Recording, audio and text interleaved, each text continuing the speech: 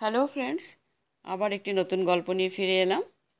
গল্পটি ভালো লাগলে লাইক, কমেন্ট এবং শেয়ার করবে এবং আমার চ্যানেলটিকে সাবস্ক্রাইব করে পুরো গল্পটি শুনে আমার পাশে থাকবে। সন্ধে প্রায় তখন 7টা। 2 বছরের ছেলের আবদারে তাকে নিয়ে একটু বেড়াতে বেরিয়েছি বাড়ির সামনের পার্কটা। শহরতলির এই জায়গাটায় পাশাপাশি অনেকগুলো হাউসিং কমপ্লেক্স, তার প্রতিটা বিল্ডিংই 9 তলা উঁচু। ছেলের মূলত ইচ্ছে সে প্রতিটি বিল্ডিংয়ের লিফটে উঠে একবার করে ঘুরে নেমে আসবে। একা একা তাকে ভুলিয়ে রাখতে তার বেছে নেওয়া খেলাতেই সায় দিতে হলো অগত্যা। সামনের বিল্ডিংয়ের লিফটের ভেতর আমার হাত ধরে টেনে নিয়ে গিয়ে সে বোতাম টিপে দরজা বন্ধ করতে ইশারায় বলল আমাকে। যে কথা সেই কাজ। বেশিক্ষণ সময় কাটবে তাই 9তলার বোতাম টিপে লিফট চালু করে দিলাম। মুশকিল হলো 9তলায় লিফট গিয়ে থামার পর দরজা আস্তে আস্তে খুলে গেল। সামনে 4টি ফ্ল্যাটের দরজা চারদিকে। একটি বাচ্চাদের সাইকেল রাখা আছে আর একটি দরজার সামনে একজোড়া চটি খোলা।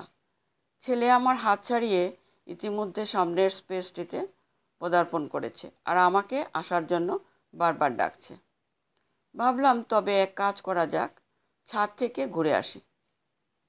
শুনেছি ভিউ খুবই সুন্দর।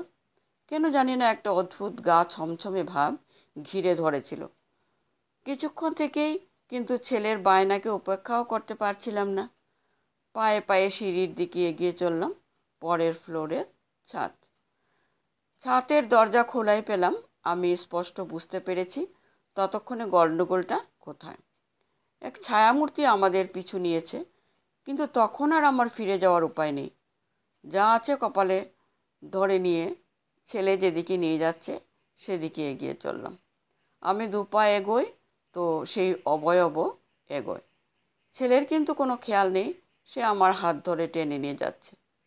জানি না এভাবে কতক্ষণ কেটে গেছে। হঠাৎ মনের যেটুকু জোর ছিল সব একত্র করে ছেলেকে জোর করে কোলে তুলে নিয়ে এক ছুটে সিঁড়ি দিয়ে নামতে লাগলাম। 8তলা 7তলা পার হচ্ছি আর দরদর করে ঘামছি। পেছনে সেই অবয়ব। কোনো তলায় একজনও জনমানুষ্য নেই।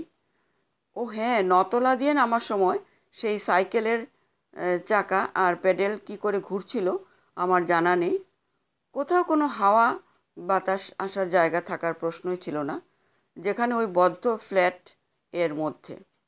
ছেলেকে বুকে করে সোজা গ্রাউন্ড ফ্লোরে পেরিয়ে বাইরে যেতে যাব আর পাশের ফ্ল্যাটের দিদির সঙ্গে ধাক্কা। পুরো ব্যাপারটাই বললাম। দিদি খুব অবাক হয়ে ছেলেকে আগে আমার কোল থেকে নিল আর আমাকে নিয়ে গিয়ে পার্কের বেঞ্চে বসালো। জানা গেল 9তলায় কোনো বাচ্চা বা ফ্যামিলি এখন আর থাকে না। 1.5 বছর আগে থাকলেও সেই মহিলা ফ্ল্যাটের ব্যালকনি থেকে পড়ে গিয়েছিলেন। পুলিশ এসেছিল, তদন্ত হয়, কিন্তু বাকি গল্প চাপা পড়ে যায়। ছাদে কেউ ওঠে না আর চাবি দেয়াই থাকে। আজ কেন চাবি খোলা ছিল সে বলতে পারল না। ছেলের হাত ধরে বাড়ি ফিরে গেলাম। দিদিকে বললাম, চলো চা খেয়ে যাবে একটু।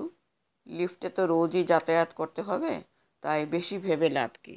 আজকের গল্প এখানে শেষ করছি। নমস্কার।